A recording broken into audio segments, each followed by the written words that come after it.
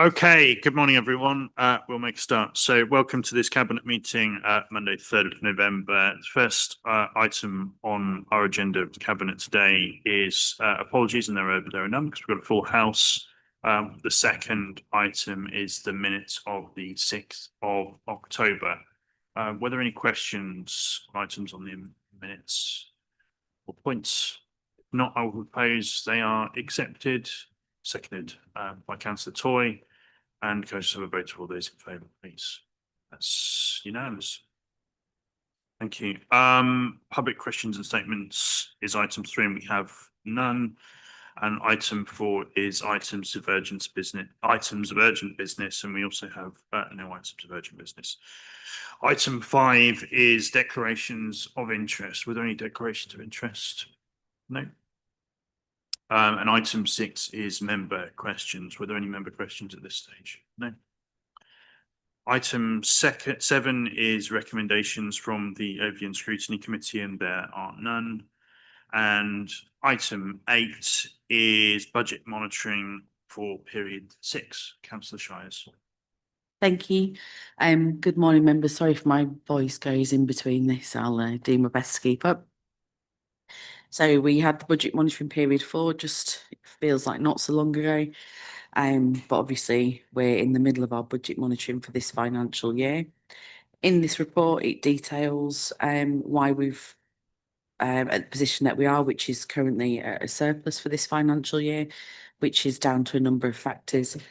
Predominantly, you will see on page 15 from 2.6 some explanations as to why we are where we are at the moment. The other recommendations on here are due to Section 106 money seeing an increase in the Holt Country Park Eco Learning Space budget. So that's an external contribution. And then recommendation C is some additional for the customer services C3 software, which is coming from the delivery reserve. Obviously, while we're in this year's financial year's budget monitoring, it doesn't mean that we're not looking for what's happening and coming down the track. I have spoken previous, I spoke at Overview and Scrutiny Committee. When we're looking to set the next year's budget, there are still some unknowns which we need to be mindful of when we get to that point, one of which is the cost of the food waste contract. The other thing is we don't know what the government's going to do yet. So we've still really got no inclination of what our settlement's going to look like. And there's still a level of uncertainty around the business rates pooling and where that's coming. So those are the 3 uncertainties we've got going forward. So I just wanted to make sure Cabinet have got that fully in their minds because those are the things that we're going to be talking about in the coming months. Thank you, Councillor Shires. Yeah, and just to again highlight the achievement in securing the external funding for the external learning space at Holt Country Park, which is another appreciable achievement by officers and others involved there, and really look forward to that Holt Country Park. Were there any points anyone else wanted to raise? Councillor Barney, go ahead. Thank you, Mr. Chairman. Firstly, thank you, Councillor Shires, for taking us through this, and the officers for producing this report. I just want to make one note in the report, which members hopefully didn't miss, but just to showcase actually that there is a reduction in staff mileage and that associated budget due to our rather successful electric pool cars. So yeah, just wanted to highlight that. Thank you. So. Okay, thank you, Councillor Barney. Were there any other points anyone wanted to raise? If not, sorry, I'm just without my agenda in front of me, I'm just trying to find the recommendation. Councillor Shires, can you help me out there? Yes, so the recommendations are to note the content of the report and the current forecast year-end position, to seek approval of full council to increase the 25-26 capital budget for the Holt Country Park Eco Learning Space to 140,000, which reflects the 40,000 external 106 contribution. And then C is the increase in the customer services C3 software, which is an additional £9,200, which is coming from the delivery plan reserve. Great, thank you. Sorry, I was faced with a loading bar when I was looking at my screen there. Presumably they're proposed and I'm happy to second those. Can we take a vote to all those in favour, please? That's unanimous. Thank you. Item 9 is the net zero strategy review and related climate reports. Councillor Marley, go ahead. Thank you, Mr. Chairman. There is a plethora of documents before you this morning as part of this attached report. And firstly, I must give my hugest thanks to Kate for all the fantastic work that she has done on this process. We have reviewed and revised the Environmental Charter, the decarbonisation strategy, and have a draft decarbonisation action plan to support the strategy until March 2027. We have also got the current carbon footprint report for the year 2024 to 2025. Just to note on this last part, Mr. Chairman, I wanted to include the carbon footprint report solely as a means to provide a more robust context to our newly proposed strategy documents. The review and revision process has been a timely one. As mentioned previously, our journey to net zero is very ambitious and important. We face many climate-related challenges as a district, flooding, coastal erosion notably. We have not changed our destination. We still have the 2030 internal target of 2030 and the wider district emissions of 2045. However, it is important we review how we get there and arrive at our targets.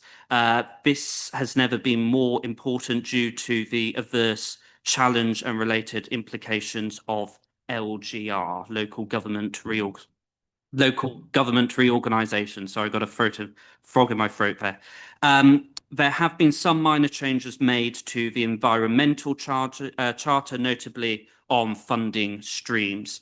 The last point I just want to make, Mr. Chairman, I think it's really important that there's been a lot of work which has gone into these documents to bring us to this stage this morning. The decarbonisation strategy and action plan has been compiled after a number of workshops with members and teams across the council, and I just want to give my thanks to everyone who has been involved in this process. We have also looked into strategies produced by other local authorities. They also pick up on the recommendations of a recent internal audit report. And what will happen after this cabinet meeting, these documents will be going to overview and scrutiny to go through that process and then heading to full council. So unfortunately, it won't be the last members hear from me on these matters, but thank you. Councillor Marley, and presumably you're proposing those recommendations that are there in the... Absolutely, more than happy to propose and support this fantastic work. Thank you. Thank you. Okay, fantastic. Were there any questions? Councillor Dixon. Thank you, Mr. Chairman. Page 56, paragraph 5.1. I just wonder if we might have some clarification in respect of the financial and resource implications. The second sentence there says some of this is already allocated, and I would understand and expect that to be the case, and some will require additional budget resource. I wonder if we might have clarification on what has already been allocated and committed but not yet spent, so to speak. That may not be an answer that you can give today, but if we might have that at some point, please. Thank you for that question. Yeah, I'm more than happy to give you a more substantial written statement on that. I think that's probably best. Okay, thank you. Thank you. Were there any other points for? If not, can I have a seconder for the proposal? Councillor Ringer, and a vote of all those in favour, please. And that's unanimous. Thank you. Okay, item 10 is the proposed disposal of North Norfolk District Council owned land for affordable housing. Councillor Fredericks. Thank you. Good morning, everybody. The report set out before you is to consider transfer of land that we own to build affordable homes. There's been quite a lot of social media activity on this, so I can assure people that they'll be allocated to people in the district. And we have a strict criteria on that. And these homes are being built for affordable housing. Now that means that it's below local housing allowance levels rather than looking at the market in general. These are going to be for people of North Norfolk, so I'm really proud to bring this report forward. Thank you. Yeah, absolutely. And thank you for addressing what was some emerging social media disinformation narratives. Yeah, there's obviously a lot going on around the country and the world, but this is obviously local housing for local people. That's the end goal here, and the outcome using modest land holdings and some quite creative arrangements, obviously in terms of the monthly club. Obviously will take some time to deliver, of course, from this point in time, but this is obviously the first step in terms of agreeing a potential disposal of the land. Go ahead. Thank you, Mr. Chairman.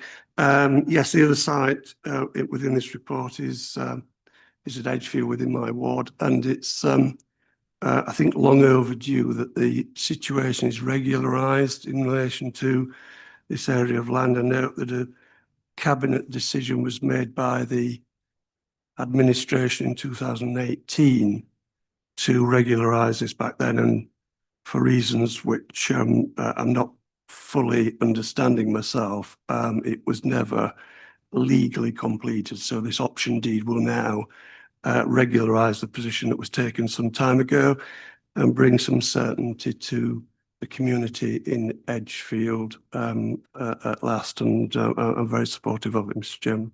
Yeah, thank you, Councillor Brown. And obviously, as we've seen in the report, the numbers of people that are waiting for some form of housing in Edgefield and obviously Munster as well. And I suppose just to highlight, notwithstanding this this development in future, emerging the play space is obviously secure in the future. Just see your hand, Councillor Dixon. Go ahead. Thank you, Mr. Chairman. Yes, just thinking about the sort of broader aspects of stewardship of resources, really. I have no difficulties with the recommendations per se. I would just ask whether, in relation to the options in regard to both those two housing associations, whether a consideration has been given to including an overage arrangement within that agreement, so that any increase in the value, if you like, of the land value of the land value portion that we might end up contributing might be protected in the longer term. And it's not that unusual to having an overage arrangement for such sites. And so I just really ask whether that's been given consideration, and whether that might be something worthy of including to protect, if you like, the interest in the longer term. And I don't mean 10 years, I'm talking about the much longer term, because land values are something which I think we do have to be very careful about in the particularly as we enter the new world of whatever the local authorities might well look like. Okay, so thank you so much for your question. I'm going to pass you over to Officer Deddage to answer that question. Thank you. Yeah, so the options are subject to planning permission, so they give security to the housing associations to go forward and build up a planning application, but the option won't actually be materialised, won't actually result in a sale until planning permission is achieved. The planning permission will be for affordable housing in perpetuity, and we will get a valuation on the land at that point for that reason. So I don't think an overage clause would be necessary, but clearly if there's any change in those plans, we can consider that. But as it will be planning permission for affordable and valued at the time, then we will have the planning permission in place and be secured that those will be affordable homes in perpetuity. Okay, thank you. Matt, planning permission, of course, is one stage of the progression of the site, and overage is not normally connected with planning permission unless there is a condition which says that on receipt of planning permission, then there is an overage that kicks in. I guess my assumption would be, if we took it that planning permission would be a likely outcome, not a certain outcome, but a likely outcome. But were that to be the case, then the consideration of overage to protect that, it really depends entirely on the nature of the agreement that's reached. And so therefore, I think it's probably premature for us to have a discussion about that at this stage, because unless you know something far more than I do, I suspect that there is still some negotiation here, and scope could be included, or scope may well be there for such an overage condition to be included, were that to be appropriate. So I just wouldn't like that to be overlooked as a means of protecting land value for the longer term, and we are talking about the much longer term. Certainly it's something I can ask legal service to look into, but as I say, I don't think it's necessary because the land won't be sold until planning permission is achieved. The option is to allow certainty to the housing association that the land will be sold to them if they achieve planning permission for affordable homes. What's coming? Yeah, I think the first part of that summing up by Officer Debbage is we will speak to our legal services team and make sure that the council is afforded appropriate level of protection in any transfer and sale of land. Okay, thank you. Yeah, thank you for that. I'm I think satisfied that at least you are aware of that possibility of such an inclusion were it to be appropriate.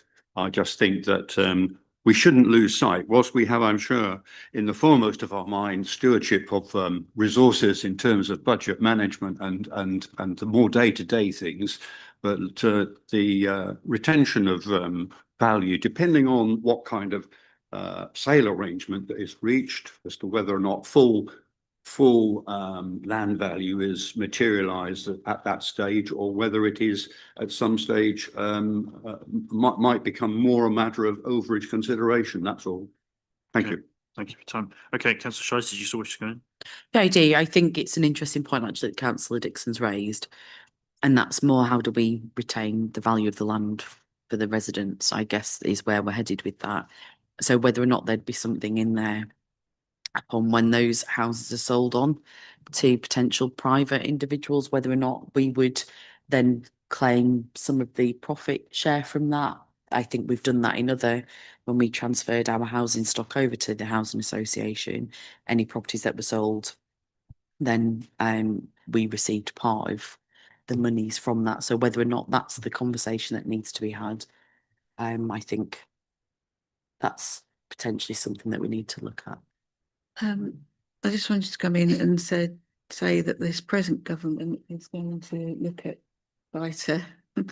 buying council houses, tenants buying council houses. So that has a large bearing, but I'll take all of that into consideration when we do the discussions with the housing associations. Okay. And can I just presume that you want to make the recommendations proposed? Thank you. And Andrew, you want to? Yeah. Thank you so much, Councillor Brown. That's seconded. And can I take a vote in favour of those three recommendations, please? That's unanimous.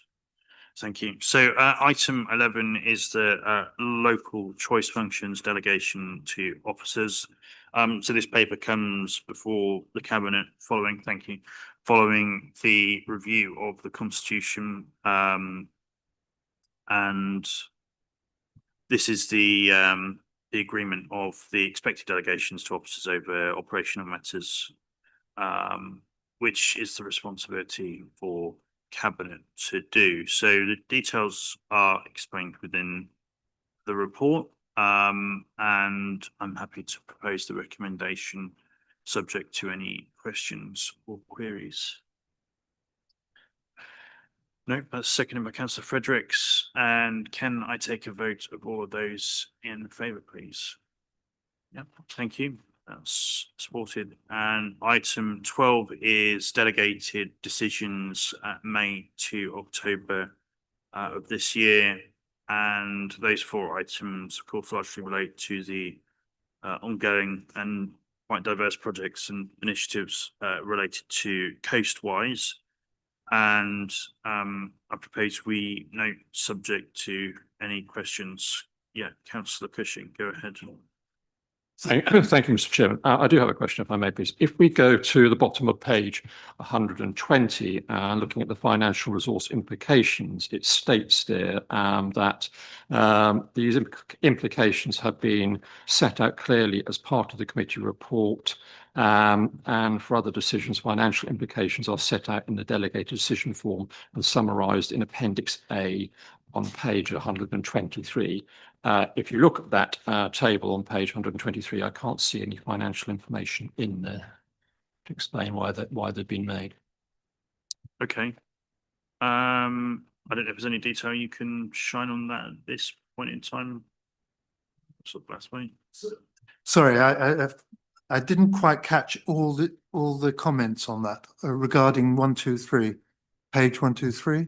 I'm happy to repeat that if you wish. If you look on the page 120, it states here that it refers the report to Appendix A on page 123, and it states in there that the financial implications are set out in that table. My question is, they don't appear to be. I can't speak for the appendix. All those delegated decisions regarding Coastwise are to spending the money that was given to us, awarded us by Environment Agency. So there's no real impact on North Norfolk District Council funding as such. And I'm sure the 151 officer will pick me up if I'm wrong on that. I think Officer Denny might be able to shed some light. I'm happy to answer it rather than. These there are completed forms that sit under that's just a headline sort of capture. So I can include an additional column, or I can include more information in there to set out the financial information, but it is in the completed form too. So I will take that on board, Councillor Cushing, and make sure that financial information is added into that table when the report hasn't come through Cabinet. But I do have the completed forms if you want to look at them as well. No, it's fine. I just, obviously, I'm sure there's nothing untoward, but obviously, we need to be transparent about these things. That's all. Okay, no, that's fine. Yeah, I seem to recall I've seen those forms as well at some point. So so that's fine. But thank you for the question, Councillor Toy. Yeah, thank you. My reading of it was that there are no financial implications. It's things that's already been decided and done. So maybe if the Colin said no, even at the end, would probably just summarise it. But yeah, if there was a financial implication, then the chances are it would come as a different item to us anyhow. Yeah, absolutely. Okay, well, thank you for that. Sorry for the additional queries in respect for that. But I suppose if there's anything you've got any further queries on in terms of delegated items in future, feel free to flag ahead of the meeting. We can certainly disclose that information to you and review what we publish moving forward. That's absolutely fine. Any other questions on this item? No. If not, then those are noted. And item 13, we have no reason to exclude press or public. And item 14, we have no private business. So thank you for your time, everyone, this morning. And see you at the next Cabinet meeting. Thank you.